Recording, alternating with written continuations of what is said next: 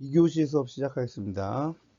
네, 챕터 6에서는 그동안 우리가 배워온 컴퓨팅 사고를 종합적으로 정리하는 단원이라고 할 수 있습니다. 이 장에서는 단순하게 개념들을 암기하거나 그런 것이 아니라 이 개념들이 어떻게 연결되어 있는지, 그리고 또 현실에 어떻게 적용되어 있는지 이렇게 살펴보는 것이 핵심이라고 할 수 있겠습니다. 챕터 6에서는 컴퓨팅 사고 전 단계들, 이컨대 문제 분석과 뭐 데이터 수집 이런 거, 그리고 6장 2절에서는 컴퓨팅 사고의 7단계 중 컴퓨팅 사고 단계들, 여기에는 분해, 패턴 인식, 추상화, 알고리즘 등이 포함되어 있고요. 그리고 마지막으로 컴퓨팅 사고의 복합적 요소들이 적용되는 예, 이런 사고 과정을 현실 문제에 적용한 사례까지 좀 알아보도록 하겠습니다.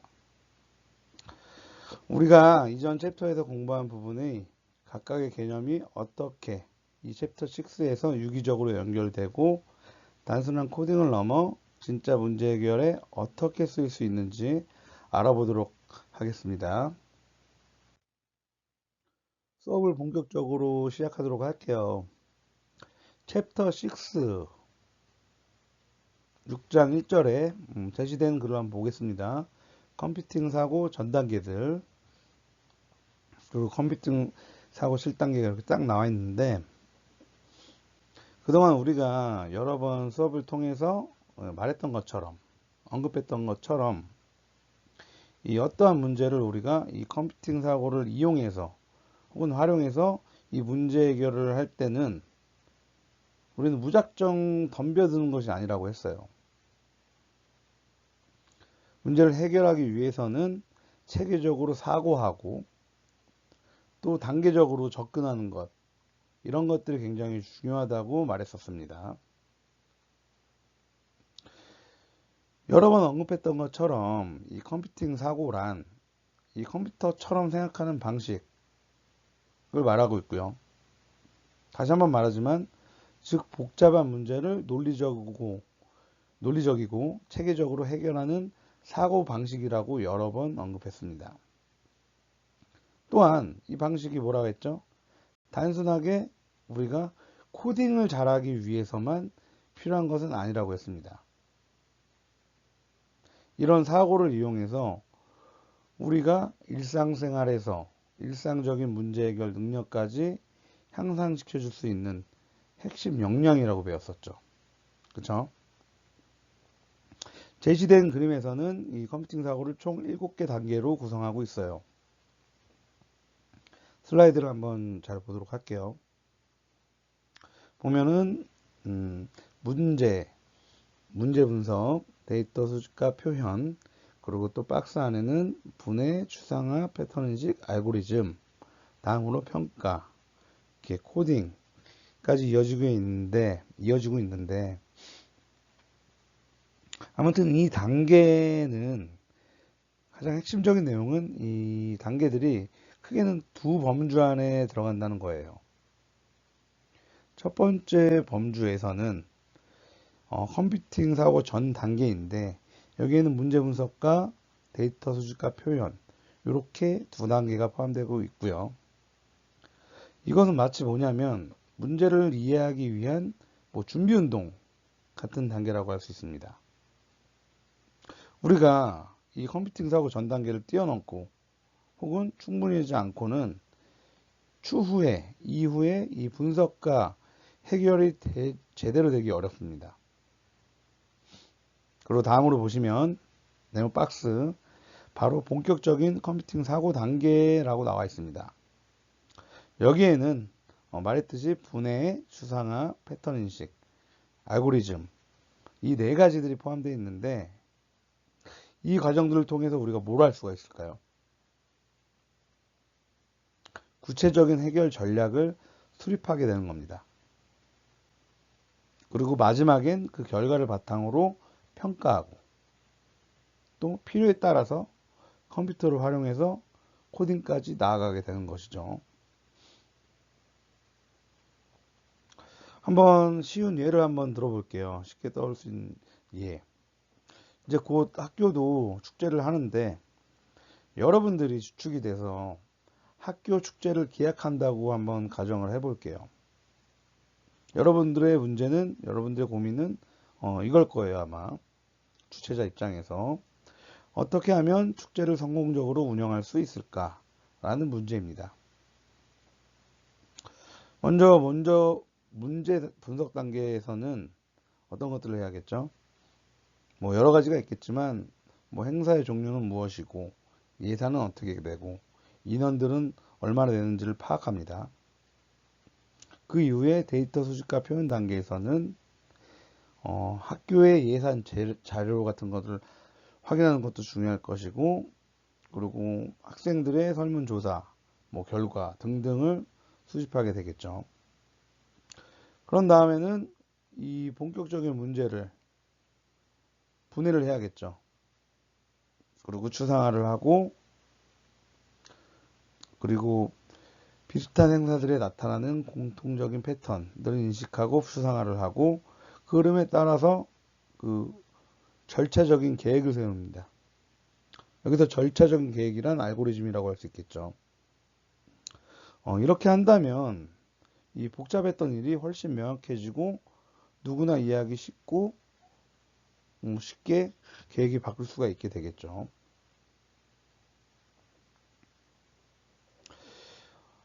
그래서 이 핵심을 보면은 이 그림은 컴퓨팅 사고의 전체 흐름을 뭐 소개하는 장면인데 핵심은 컴퓨팅 사고는 7개로 구성이 되어 있다. 그리고 사고 전 단계야 사고 단계가 있고 평가하고 코딩하는 단계가 있다. 뭐 아무튼 이러한 과정들을 이용하면 우리는 문제를 더 명확히 이해하고 또 보다 체계적이고 효율적으로 해결할 수 있게 되겠다라는 것을 이야기하고 있습니다. 다음으로 넘어가 볼게요. 첫 번째로 문제 분석 단계의 주요 목적 이렇게 나와 있는데 우리가 문제를 분석한다는 것이 단순하게 이 문제를 읽는다가 아닙니다. 그 문제의 성격, 구조, 전제 조건 등을 따져보는 것이라고 할 수 있죠.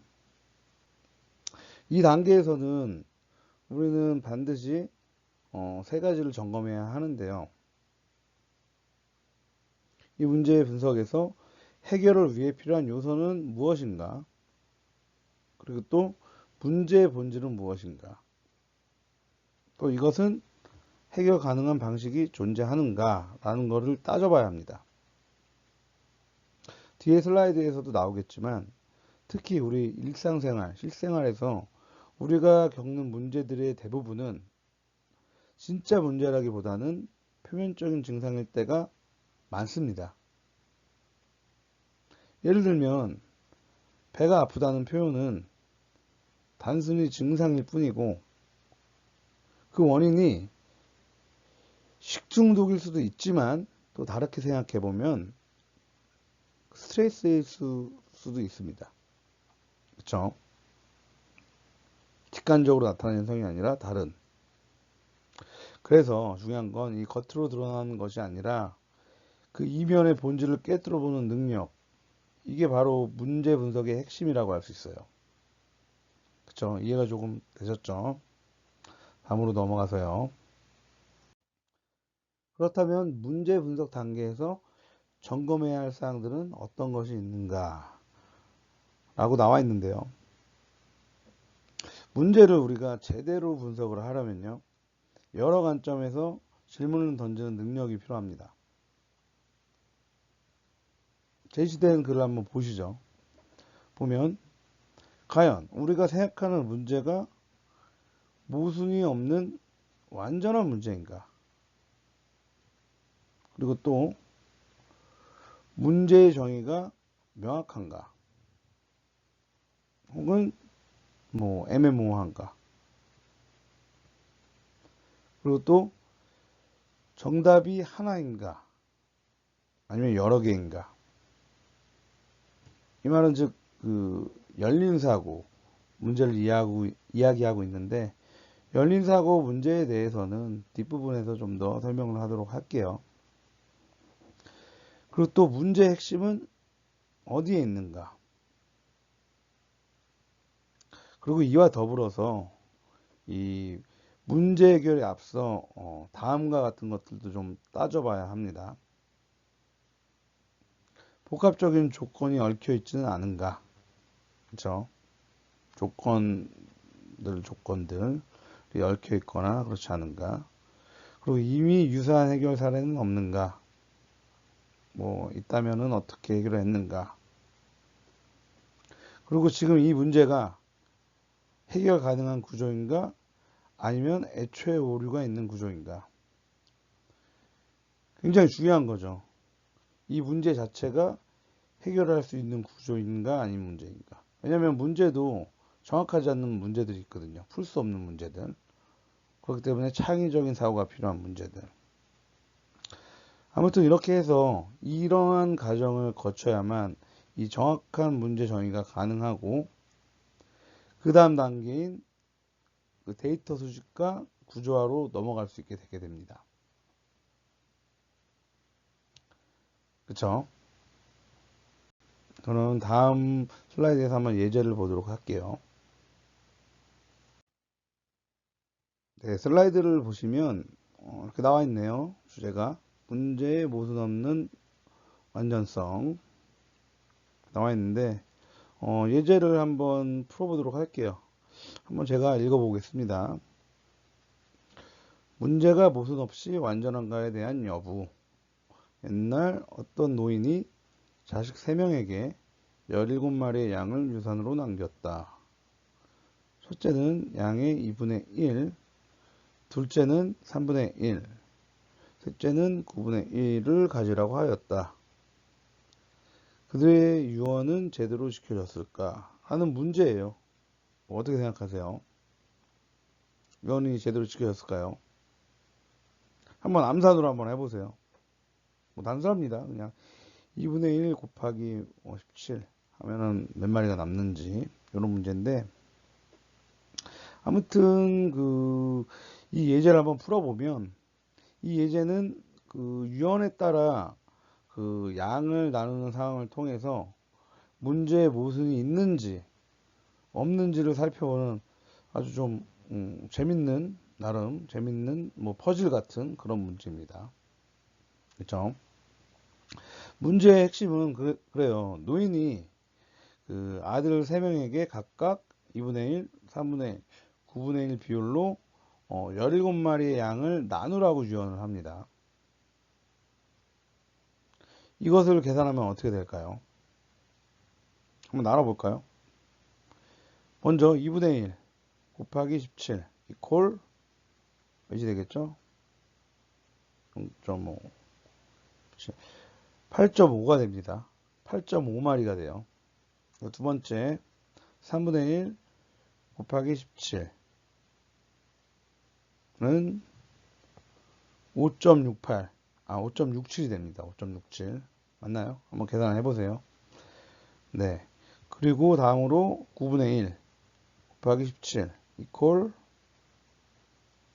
1.8마리 9마리 예, 8, 9마리 뭐 이렇게 됩니다. 뭐 말이 안 되죠. 양을 그렇죠. 여기서 비로소 문제가 발생하게 됩니다. 문제가 발생되는데 다음 슬라이드에서 어떤 그 논리적 모순이 발견되었는지를 한번 확인해 볼게요. 넘어가 보겠습니다. 그래서 풀이를 한번 보도록 할게요. 양을 나누려면 이 문제대로 나누려면은 뭐 반마리나 뭐 3분의 2마리로 쪼개야 하는데 말이 안 되죠. 그럼 양이 죽어야 하는 뭐 그런 결론에 도달하게 됩니다. 이게 바로 이제 문제 자체가 모순되는 상황이라고 하는 거예요. 이 문제의 분석을 통해서 우리는 어떤 사실을 알 수 있을까요? 유언대로 나누면 합계가 17이 안 된다는 겁니다. 그러니까 2분의 1 더하기 3분의 1 더하기 9분의 1은 18분의 17인데 즉 한 마리가 부족한 상태가 되죠. 이처럼 이 문제 자체에 오류가 포함된 상태에서는 아무리 우리가 올바르게 계산을 해도 절대 정확한 결과를 도출할 수가 없습니다. 따라서 우리는 이 문제를 어떤 문제? 불완전한 문제라고 평가할 수 있고요. 이런 경우는 새로운 시각이나 아이의 이 발상의 전환이 필요하게 됩니다. 그렇죠? 그렇다면 발상의 전환은 뭘까요? 다음 슬라이드에서 보면 여기 지혜로운 해결책이라고 나와 있는데 뭐 발상의 전환이라고 할 수 있습니다. 여기 내용을 보면은 이 문제를 해결했던 방식이 나름 굉장히 창의적입니다. 창의적이라고 할 수 있고요. 물론 이제 뭐 말도 안 된다라고 할 수 있지만 어찌됐든 간에 딱딱 떨어지는 방식이 해결 방식은 아니니까 일상생활 속에서요. 창의적으로 해결해야 할 때가 많습니다. 한번 보겠습니다. 일단 지나가던 나그네가 양 한 마리를 뭐 줬대. 그래서 총 18마리로 만들었대요. 그럼 유언대로 하면 다시 나눠볼게요. 18마리로 해서 2분의 1에 18은 9가 될 거고 3분의 1에 곱하기 18 하면 6. 그 다음에는 9분의 1에 18 하면 2가 됩니다. 그쵸?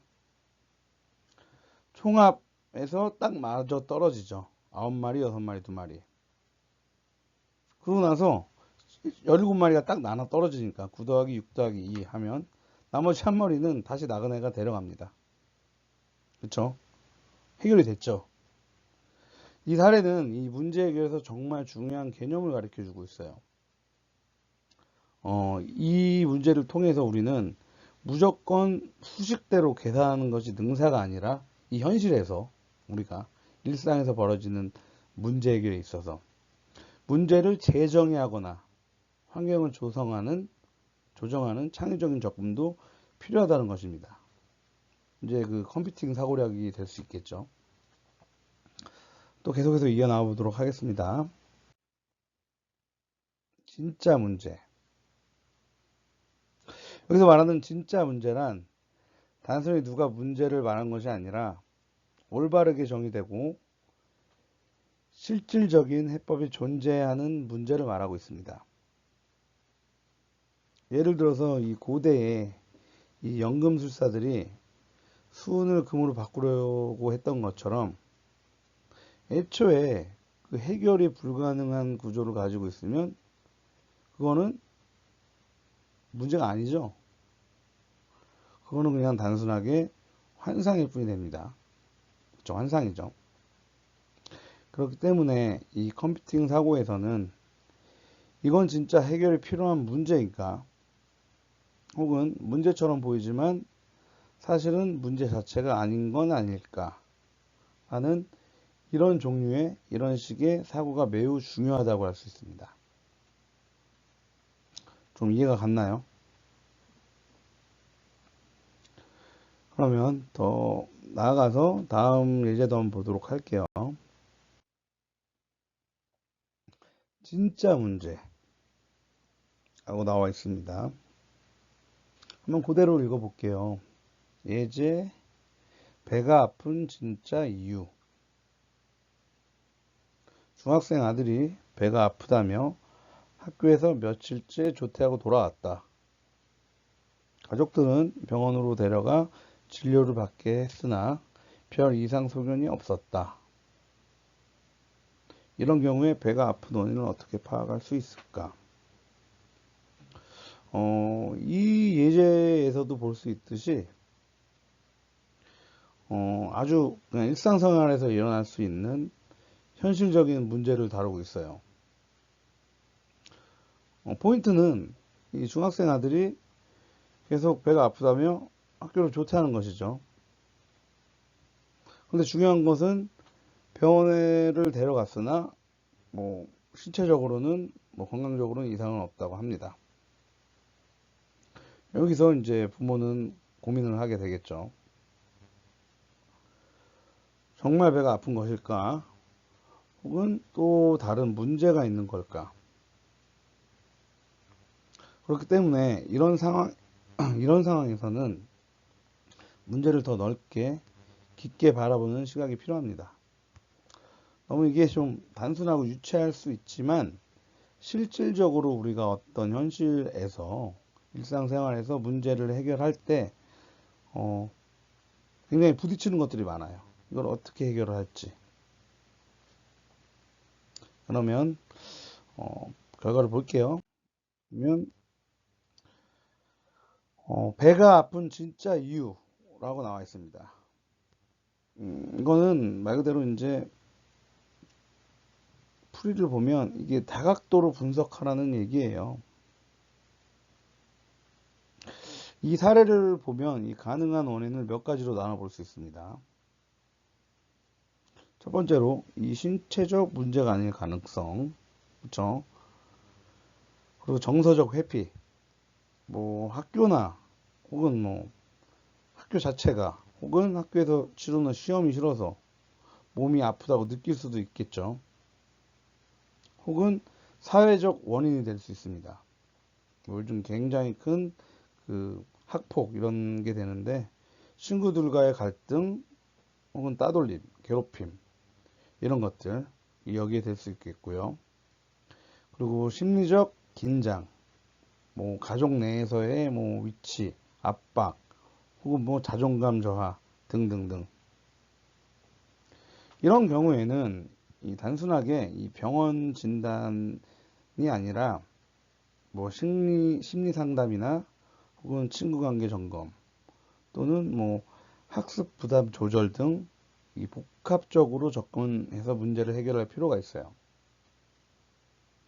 이처럼 문제처럼 보이는 것과 진짜 문제는 다를 수 있으며 이 컴퓨팅 사고에서는 이 차이를 구분할 줄 아는 것이 이 컴퓨팅 사고를 기르는 데에 초점이 될 수 있다고 할 수 있습니다.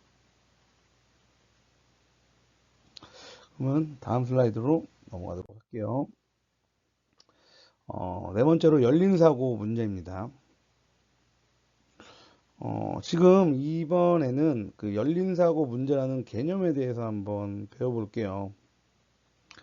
앞전에서 우리가 문제 해결하는 데 있어서는 대부분의 정답이 정해져 있는 문제와 완전히 다른 성격의 문제들이 있었어요. 그럼 그렇다면 이 열린 사고 문제란 무엇일까요?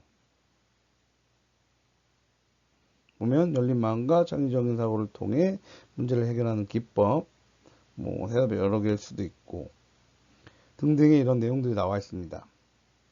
쉽게 짧게 정의하면 열린 사고 문제란 딱 떨어지는 정답이 없는 문제, 그리고 여러 개의 정답이 존재할 수 있는 문제, 그리고 상상력과 창의력을 발휘해야만 비로소 정답을 찾을 수 있는 문제라고 할 수 있습니다. 쉽게 다시 말하면 창의적인 사고를 요구하는 문제예요. 우리 주변에도 이런 문제는 굉장히 많습니다. 예를 들면 최근에 우리가 수업 시간에서도 이런 얘기 많이 했었죠. 만약에 AI가 인간보다 더 똑똑해지면 사회는 과연 어떻게 변할까? 그렇죠? 많은 혼란들이 있겠죠. 그리고 만약에 지구에 물이 사라진다면 인류는 어떻게 생존할 수 있을까? 다른 데 가고 갖고 와? 뭐 영화로 그런 거 많이 있던데. 그리고 학교에서 직접적인 대면 수업이 없어지고 모든 대면 수업이 없어지고 전부 비대면, 이 온라인, 이 클래스 수업만 남는다면 어떻게 될 것인가? 이 문제들의 공통점은 이 명확한 정답이 없어요. 그렇죠? 본인이 생각하는 방향과 자신의 깊이에 따라 본인 생각 깊이에 따라 정답이 달라지는 문제일 수 있습니다. 컴퓨팅 사고에서는 이런 문제를 다루기 위해 그 기존 사고의 틀을 깨는 열린 마인드, 즉 이제 이 오픈 마인드를 매우 중요하게 보고 있습니다. 그렇기 때문에 그 컴퓨팅 사고력에서 기말고사나 이런 데서도 이 열린 사고 문제가 종종 나오기도 합니다. 그러면 열린 사고 문제 예제를 한번 볼게요. 자, 그러면 여기 제시된 그 그림을 한번 볼게요. 9단 이렇게 나와 있는데, 예제는 문제의 답이 여러 개일 경우 9구단에서 두 수를 곱한 결과에 끝자리 값이 7인 경우를 구하기 라고 나와 있습니다. 이 문제는 딱 봐도 정답이 여러 개일 것 같지 않나요? 그쵸? 뭐, 3 곱하기 9, 27, 9, 3, 27, 7일은 7, 뭐 이런 것들이 있겠고요. 같은 조건을 만족시키는 이 다양한 곱셈 조합이 뭐 여러 개 존재하죠. 하지만 여기서 강조하는 거는 그런 것 같아요. 이 계산할 수 있는 능력보다는 이 논리적으로 탐색하는 능력, 그리고 경우의 수를 떠올리는 상상력 등이 될 것 같습니다. 그렇죠? 이러한 문제는 이 학생들이 이 컴퓨터처럼 생각할 수 있는 훈련, 즉 모든 경우를 조합해서 체계적으로 정리하는 힘을 기르게 해줄 수 있습니다.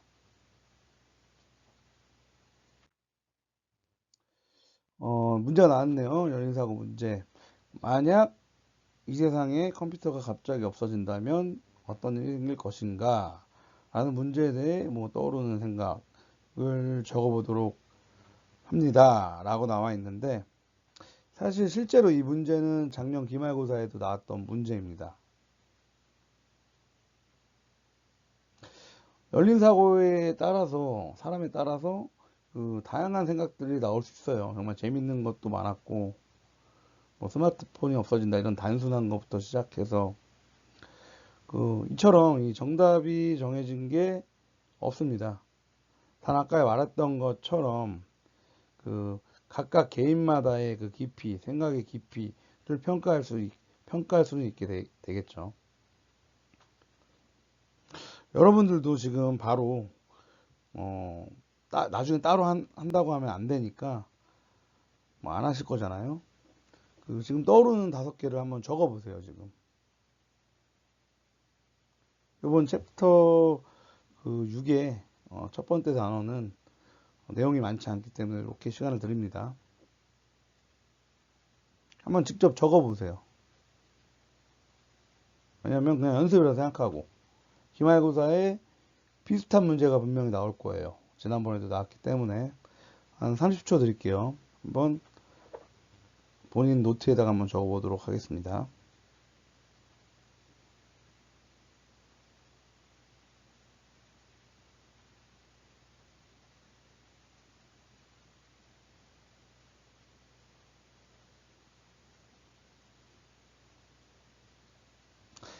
네. 그러면 다음으로 볼게요. 가능한 발상, 답이라기 좀 그런데, 예, 가능한 발상의 예입니다. 답은 아니고, 뭐, 컴퓨터나 사전에서, 죄송합니다. 사전에서 컴퓨터 등의 단어가 사라질 것이다. 가각가가 없어질 것이다. 무슨 작성이에요? 그쵸. 다 맞는 말입니다. 그쵸. 하지만 뭐, 누군가는 시험에서 이렇게 썼어요. 뭐, 스마트폰이 작동하지 않을 것이다. 기업들이 전산 시스템을 잃고 마비된다. 뭐 유전자 분석 기술이 멈출 것이다. 뭐 더 이상 AI의 발전, 지나친 발전으로 인간을 위협하진 않을 것이다 등등. 뭐 이런 것들이 많이 있었습니다. 물론 정답은 없었어요. 하지만 채점을 할 때 이 답변의 수준과 깊이에 따라서 채점을 했다는 거. 뭐 그것이 뭐 열린 사고의 좀 묘미라고 할 수 있겠죠. 그렇습니다. 아무튼 이런 열린 사고 문제는 사회나 과학, 교육, 교통 등 다양한 분야로 이 사고를 확장시킬 수가 있고요. 바로 이 점이 열린 사고의 문제의 학습 가치라고 할 수 있습니다. 학생들에게도 이런 사고력을 키우는 게 매우 중요해요. 왜냐면은 이거는 미래 사회에 있어서 우리가 한 인간이 AI와 함께 공존할 수 있는 뭐 인간만의 무기가 될 수 있기 때문이죠. 넘어가도록 하겠습니다.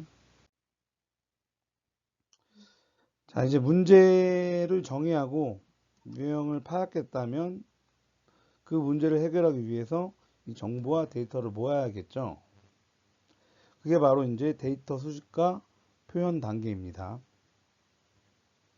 컴퓨터에게는 이 정확하고 체계적으로 구조화된 정보가 필요합니다. 분명. 이 단계에서는 다음과 같은 과정이 포함돼요. 문제 해결 시에 필요한 지식, 그리고 자료, 통계, 예시 등 뭐 이런 것들을 수집을 해야겠죠. 그리고 자료의 출처 혹은 신뢰성, 그리고 너무 옛날 데이터냐, 최신성을 고려해서 선별하는 것도 굉장히 중요합니다. 그리고 또 하나, 수집한 데이터를 텍스트 또는 뭐 그래프, 도표 등을 이용해서 시각화하는 것도 우리가 파악하기가 굉장히 좋겠죠.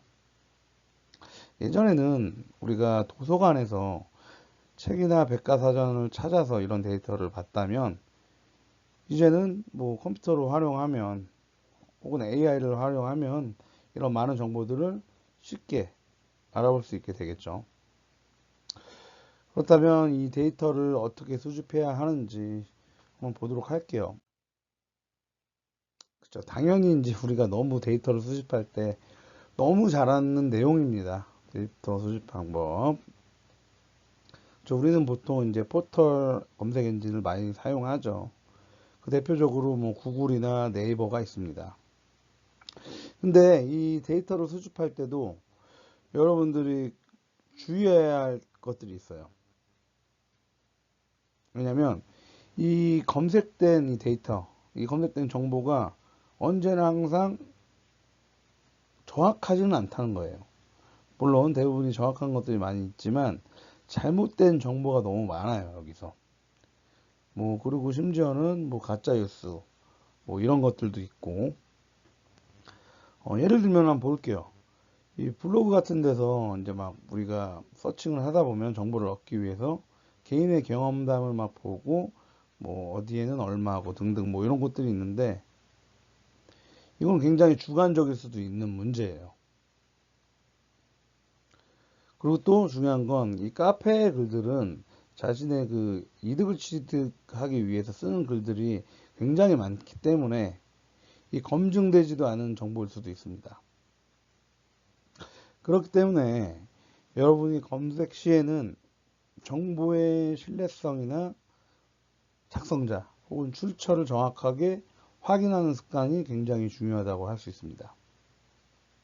그래서 대부분의 그 대학원생들이나 교수님들은 이 데이터를 참조할 때 인터넷의 블로그라든지 구글에 나와 있는 걸 서칭하는 게 아니라 뭐 RISS라든지 국내 학술지 검증된 거, 논문 같은 거를 많이 참조를 하죠. 왜냐면 논문에서는 실험한 데이터들, 그리고 그 결과값, 그리고 인용들 되게 클리어하게 나와 있기 때문에 조금 시간은 복잡하더라도, 시간은 좀 더 오래 걸리더라도, 죄송합니다. 이 구글이나 네이버에서 쉽게 접하는 것보다는 이런 논문들을 활용해서 많은 정보를 얻고 있는 상황이죠. 다음으로 넘어가도록 하겠습니다. 검색 엔진에 의한 데이터 수집. 인터넷 검색을 통해 웹에서 알아보시오. 그쵸. 이거는 뭐 설명 안 해도 그 검색창에는 보통 다음과 같은 메뉴 나옵니다. 등등.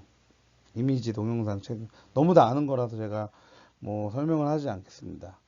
그런데 이제 동영상이라든지 그 지식인, 뭐 이 상업적인 이유로 그 정보를 주는 것들이 많아요. 틀린 정보로. 그리고 뉴스 같은 경우는 정말 최근에는 가짜 뉴스를 정말 필터링해서 우리가 정보를 얻어야 할 필요성도 있습니다. 다음으로 넘어가고요. 여기에는 이제 컴퓨팅 사고력이 무엇인지 그 유튜브에 좀 나와 있는 것인데, 약 대략 한 10분이 조금 넘어요. 지금 제가 이 시간을 할애하기 위해서 이거를 영상을 켜서 같이 봐도 되지만, 여러분들이 직접 링크를 복사하셔 갖고 유튜브로 직접 시청하시면 좋을 것 같고, 오늘은 여기까지 챕터 6 챕터 6의 1, 컴퓨팅 사고의 실단계와 응용까지 공부를 했습니다. 다음 주에는 6장의 2절과 3절을 수업하도록 하겠습니다. 긴 강의 시간 수업 듣느라고 고생 많이 하셨어요. 그럼 다음 주에 뵙도록 하겠습니다. 감사합니다.